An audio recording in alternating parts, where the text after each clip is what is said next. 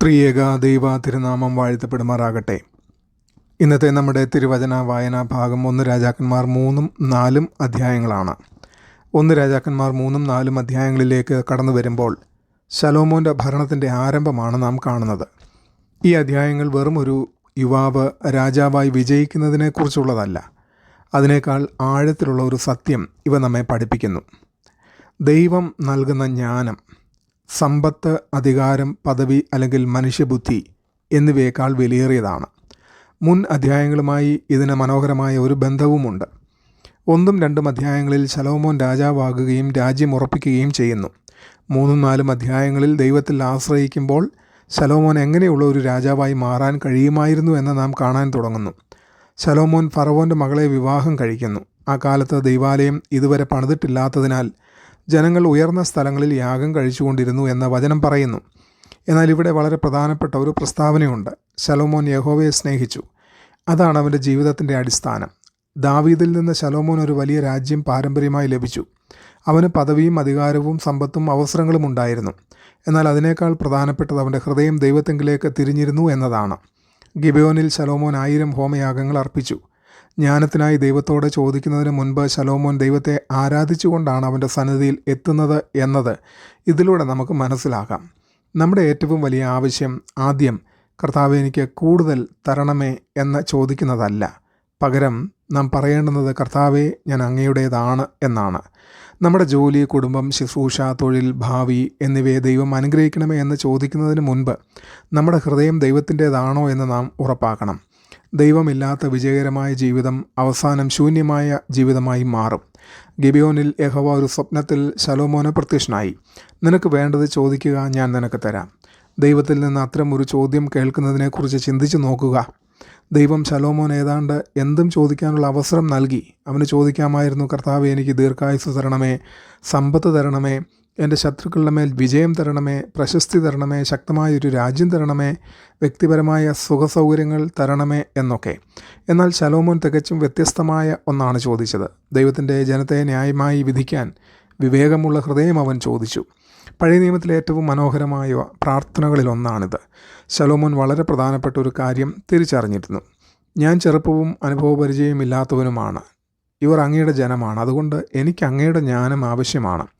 ദാവീദിനോടുള്ള ദൈവത്തിൻ്റെ വിശ്വസ്തത ശലോമോൻ ഓർക്കുന്നു. അവൻ പറയുന്നത് അതിൻ്റെ സാരാംശമാണ്. കർത്താവേ, എൻ്റെ പിതാവായ ദാവീദിനോട് അങ്ങ് വലിയ ദയ കാണിച്ചു. ഇപ്പോൾ അങ്ങ് എന്നെ രാജാവാക്കിയിരിക്കുന്നു. എന്നാൽ ഞാനൊരു ചെറിയ കുട്ടിയെപ്പോലെയാണ്.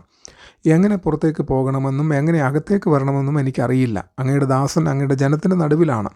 അതിനാൽ അവൻ അപേക്ഷിക്കുന്നത്, ആകയാൽ അങ്ങയുടെ ജനത്തെ ന്യായം വിധിക്കേണ്ടതിന് അങ്ങയുടെ ദാസന് വിവേകമുള്ള ഒരു ഹൃദയം തരണമേ എന്നാണ്. അവൻ്റെ ശ്രദ്ധ എവിടെയാണെന്ന് ശ്രദ്ധിക്കുക. ഞാൻ പ്രശസ്തനാകേണ്ടതിന് എനിക്ക് ജ്ഞാനം തരണമേ എന്നല്ല അവൻ പറഞ്ഞത്. പകരം അങ്ങയുടെ ജനത്തെ സേവിക്കേണ്ടതിന് എനിക്ക് ജ്ഞാനം തരണമേ. ഇതാണ് യഥാർത്ഥ ദൈവിക നേതൃത്വത്തിൻ്റെ അടയാളം. ഇത് ഇന്നത്തെ നമ്മുടെ ജീവിതത്തോട് ശക്തമായി സംസാരിക്കുന്നു. നാം ആരായാലും, മാതാപിതാക്കളാകട്ടെ, സഭാ നേതാക്കളാകട്ടെ, അധ്യാപകരാകട്ടെ, തൊഴിലുടമകളാകട്ടെ, ഭർത്താക്കന്മാരോ ഭാര്യമാരോ, യുവജന നേതാക്കളോ, സൺഡേ സ്കൂൾ അധ്യാപകരോ ആരായാലും നാം തിരിച്ചറിയേണ്ടുന്ന ഒരു സത്യമുണ്ട്. നമ്മുടെ ഉത്തരവാദിത്വത്തിൽ ഏൽപ്പിക്കപ്പെട്ടിരിക്കുന്ന ആളുകൾ ദൈവത്തിൻ്റേതാണ്. കുട്ടികൾ ദൈവത്തിൻ്റെ ദാനങ്ങളാണ്. സഭ ക്രിസ്തുവിൻ്റേതാണ്. നമ്മുടെ ശുശ്രൂഷ ദൈവത്തിൻ്റേതാണ്. അതുകൊണ്ട് നമ്മുടെ ഉത്തരവാദിത്വം ആളുകളെ വെറുതെ നിയന്ത്രിക്കുക എന്നതല്ല, അവരെ വിശ്വസ്തമായി സേവിക്കുക എന്നതാണ്. വചനം പറയുന്നു, ശലോമോൻ ഈ കാര്യം ചോദിച്ചതിനാൽ അവൻ്റെ അപേക്ഷ കർത്താവിന് പ്രസാദമായി. ശലോമോൻ സമ്പത്തോ ദീർഘായുസോ ശത്രുക്കളുടെ ജീവനോ ചോദിക്കാതെ ജ്ഞാനം ചോദിച്ചതിനാൽ അവൻ ചോദിച്ചതിനേക്കാൾ അധികം ദൈവം അവന് നൽകുമെന്ന് ദൈവം അരുളി ചെയ്തു. അസാധാരണമായ ജ്ഞാനം അവന് ലഭിച്ചു. എന്നാൽ ദൈവം അതിനപ്പുറവും പോയി. അവന് സമ്പത്തും ബഹുമാനവും നൽകുമെന്ന് ദൈവം വാഗ്ദാനം ചെയ്തു. ഇവിടെ ശക്തമായൊരു ആത്മീയ തത്വം നമുക്ക് കാണാം. ദൈവത്തിൻ്റെ മുൻഗണനകൾ നമ്മുടെ മുൻഗണനകളാകുമ്പോൾ നമ്മുടെ ജീവിതത്തെക്കുറിച്ചുള്ള മറ്റു കാര്യങ്ങൾ ദൈവം പരിപാലിക്കുന്നു. ശലോമോൻ ഭൗതിക സമൃദ്ധിയെ തൻ്റെ പ്രധാന അഭ്യർത്ഥനയാക്കിയില്ല. ദൈവം തന്നെ ഏൽപ്പിച്ച ദൗത്യം നിറവേറ്റുന്നതിനുള്ള ജ്ഞാനമാണ് അവൻ ചോദിച്ചത്. ദൈവം അവൻ അതിനേക്കാൾ അധികം നൽകി.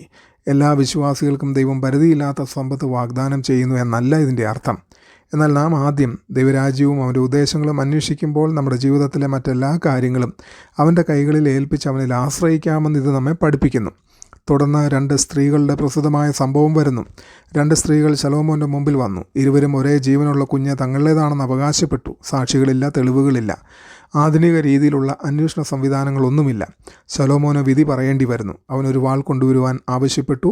തുടർന്ന് ജീവനുള്ള കുഞ്ഞിനെ രണ്ടായി വിഭജിച്ച് ഓരോരുത്തർക്കും പകുതി വീതം കൊടുക്കുക എന്ന് ആജ്ഞാപിച്ചു. യഥാർത്ഥ അമ്മ ഉടൻ പറഞ്ഞു, ജീവനുള്ള കുഞ്ഞിനെ അവൾക്ക് കൊടുക്കുക, അതിനെ ഒരിക്കലും കൊല്ലരുത്. മറ്റ് സ്ത്രീയാകട്ടെ കുഞ്ഞിനെ വിഭജിക്കുന്നതിനോട് സമ്മതിച്ചു. അപ്പോൾ യഥാർത്ഥ അമ്മ ആരാണെന്ന് ശലോമോൻ ഉടൻ തിരിച്ചറിഞ്ഞു. കുഞ്ഞിനെ യഥാർത്ഥ അമ്മയ്ക്ക് ഏൽപ്പിച്ചു.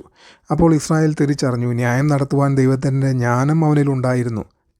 ദൈവം നൽകുന്ന ജ്ഞാനം കൂടുതൽ വിവരങ്ങൾ കൈവശം വയ്ക്കുന്നത് മാത്രമല്ല, യഥാർത്ഥ ജീവിതത്തിലെ സാഹചര്യങ്ങളിൽ സത്യത്തെ ശരിയായ രീതിയിൽ പ്രയോഗിക്കാൻ അറിയുന്നതാണ് ജ്ഞാനം. 4-ാം അധ്യായത്തിൽ ഒരു പ്രത്യേക വിധിയെക്കുറിച്ചുള്ള സംഭവത്തിൽ നിന്ന് മുഴുവൻ രാജ്യത്തിൻ്റെ ഭരണത്തിലേക്കാണ് നാം കടക്കുന്നത്. ശലോമോൻ ഉദ്യോഗസ്ഥരെ നിയമിക്കുന്നു, രാജ്യത്തെ ക്രമീകരിക്കുന്നു, രാജകുടുംബത്തിന് ആവശ്യമായ കാര്യങ്ങൾ ക്രമീകരിക്കുന്നു, രാജ്യഭരണം നടത്തുന്നതിനുള്ള ഒരു സംവിധാനം ഒരുക്കുന്നു. അങ്ങനെ രാജ്യം ശ്രദ്ധേയമായ സമാധാനവും സമൃദ്ധിയും അനുഭവിക്കുന്നു. വിവരണം വളരെ ശ്രദ്ധേയമാണ്. യഹൂദയും ഇസ്രായേലും കടൽക്കരയിലെ മണൽ പോലെ അസംഖ്യരായി തിന്നും കുടിച്ചും സന്തോഷിച്ചും കഴിഞ്ഞു. മറ്റൊരു പ്രധാന പ്രസ്താവന, യഹൂദയും ഇസ്രായേലും സുരക്ഷിതമായി വസിച്ചു. ഇതാണ് ജ്ഞാനപൂർവമായ നേതൃത്വത്തിൻ്റെ പ്രായോഗിക ഫലം. ജ്ഞാനം ശലോമോൻ സംസാരിച്ച ഒരു കാര്യം മാത്രമായിരുന്നില്ല. അവൻ്റെ ജ്ഞാനം അവൻ രാജ്യത്തെ ഭരിച്ച രീതിയെ സ്വാധീനിച്ചു. 1 രാജാക്കന്മാർ 4 നമ്മോട് പറയുന്നത് ശലോമോൻ്റെ ജ്ഞാനം ചുറ്റുമുണ്ടായിരുന്നവരുടെ ജ്ഞാനത്തേക്കാൾ അതിശയകരമായി ഉയർന്നതായിരുന്നു എന്നാണ്. അവൻ ആയിരക്കണക്കിന് സദൃശവാക്യങ്ങൾ സംസാരിച്ചു, അനേക ഗാനങ്ങളും രചിച്ചു. സസ്യങ്ങളെയും മൃഗങ്ങളെയും പക്ഷികളെയും ഇഴജന്തുക്കളെയും മത്സ്യങ്ങളെയും കുറിച്ച് അവന് അറിവുണ്ടായിരുന്നു. ചുറ്റുമുള്ള രാജ്യങ്ങളിലെ രാജാക്കന്മാർ അവൻ്റെ ജ്ഞാനം കേൾക്കാൻ വന്നു. മറ്റൊരു വാക്കാൽ പറഞ്ഞാൽ, ശലോമോൻ്റെ മേലുള്ള ദൈവത്തിൻ്റെ അനുഗ്രഹം ജാതികൾക്ക് ദൈവത്തെക്കുറിച്ചുള്ളൊരു സാക്ഷ്യമായി മാറി. ഇതിനും നമ്മോടൊരു ആത്മീയ പാഠമുണ്ട്. ദൈവം നമുക്ക് ജ്ഞാനം നൽകുന്നത് നമുക്ക് വേണ്ടി മാത്രമല്ല. നമ്മുടെ ജ്ഞാനവും സ്വഭാവവും ജോലിയും ജീവിതവും നാം സേവിക്കുന്ന ദൈവത്തെക്കുറിച്ച് മറ്റുള്ളവർക്കൊരു സാക്ഷ്യമായി മാറണം. ഒരു ക്രിസ്തീയ സ്ഥാപനത്തിൽ ജോലി ചെയ്യുന്ന വ്യക്തിയിൽ നിന്ന് വ്യത്യസ്തമായ എന്തെങ്കിലും ഒരു ക്രിസ്തീയ സ്വഭാവം കാണാൻ ആളുകൾക്ക് കഴിയണം. ഒരു ക്രിസ്തീയ കുടുംബത്തിൽ വ്യത്യസ്തമായ എന്തെങ്കിലും കാണപ്പെടണം. ഒരു സഭാനേതാവിൽ വ്യത്യസ്തമായ എന്തെങ്കിലും പ്രകടമാകണം. നമ്മുടെ ഉറവിടം വിദ്യാഭ്യാസമോ അനുഭവമോ മനുഷ്യബുദ്ധിയോ മാത്രമല്ലെന്ന് ആളുകൾക്ക് കാണാൻ കഴിയണം. നമ്മുടെ ഉറവിടം ദൈവമാണ്. 3-4 അധ്യായങ്ങളും പ്രധാനമായും വളരെ നല്ല കാര്യങ്ങളാണ് അവതരിപ്പിക്കുന്നതെങ്കിലും ശലോമോൻ്റെ പിന്നീടുള്ള ജീവിതത്തിൻ്റെ പശ്ചാത്തലത്തിൽ നാം ഇവ ശ്രദ്ധാപൂർവം വായിക്കണം. ശലോമോന് ജ്ഞാനമുണ്ട്, സമാധാനമുണ്ട്, സമൃദ്ധിയുണ്ട്, അന്തർദേശീയ സ്വാധീനവുമുണ്ട്. എന്നാൽ പിന്നീട് അവൻ്റെ ഹൃദയം ദൈവത്തിൽ നിന്ന് അകന്നു പോകുന്നു. ഇത് വളരെ ഗൗരവമുള്ള ഒരു സത്യമാണ് നമ്മെ പഠിപ്പിക്കുന്നത്. നല്ലൊരു തുടക്കം നല്ലൊരു അവസാനത്തെ സ്വാഭാവികമായി ഉറപ്പാക്കുന്നില്ല. ജ്ഞാനമുണ്ടായിരിക്കുന്നത് മാത്രം മതിയാവുന്നില്ല. നാം തുടർന്നും ദൈവത്തോടു കൂടെ നടക്കണം. ദൈവത്തിൻ്റെ അനുഗ്രഹം ലഭിച്ചിരിക്കുന്നത് മാത്രം മതിയാവുന്നില്ല. നാം തുടർന്നും ദൈവത്തെ അനുസരിക്കണം. വിജയകരമായ ഒരു ശുശ്രൂഷ ഉണ്ടായിരിക്കുന്നത് മാത്രം പോരാ. ക്രിസ്തുവിനോട് വിശ്വസ്തരായി നാം നിലനിൽക്കണം. ശലോമോൻ്റെ ഏറ്റവും വലിയ ആവശ്യം മറ്റുള്ളവരെ ഭരിക്കാനുള്ള ജ്ഞാനം മാത്രമായിരുന്നില്ല, സ്വന്തം ഹൃദയത്തെ ഭരിക്കുന്നതിൽ വിശ്വസ്തത പുലർത്തുക എന്നതായിരുന്നു അവന് വലിയ ആവശ്യം. ഇത് ഓരോ ക്രിസ്ത്യാനിക്കും വളരെ പ്രധാനപ്പെട്ട ഒരു പാഠമാണ്. 1 രാജാക്കന്മാർ 3-4 അധ്യായങ്ങൾ നമ്മെ എന്താണ് പഠിപ്പിക്കുന്നത്? ഒന്നാമതായി, വിജയത്തിനായി ചോദിക്കുന്നതിന് മുൻപ് ദൈവത്തോട് ജ്ഞാനം ചോദിക്കുക. രണ്ടാമതായി, ജ്ഞാനത്തിൻ്റെ ആരംഭം താഴ്മയിലാണ് എന്ന് ശലോമോൻ നമ്മെ പഠിപ്പിക്കുന്നു. 3, ദൈവിക ജ്ഞാനം സേവന ഹൃദയം ഉള്ളതാണ്. 4-മതായി, ദൈവത്തിൻ്റെ അനുഗ്രഹങ്ങൾ ഒരിക്കലും ദൈവത്തിന് പകരം ആകരുത്. ഇന്ന് നമുക്ക് ധ്യാനിക്കുവാൻ 2 ചോദ്യങ്ങൾ. 1, ദൈവം നിനക്ക് വേണ്ടത് ചോദിക്കുക എന്ന് പറഞ്ഞാൽ ഞാൻ എന്താണ് ചോദിക്കുക? 2, എൻ്റെ ജീവിതത്തെ നിയന്ത്രിക്കുന്നതിലാണ് എനിക്ക് കൂടുതൽ താല്പര്യം, അതോ എൻ്റെ ജീവിതം ദൈവത്തിന് സമർപ്പിക്കുന്നതിൽ ആണോ?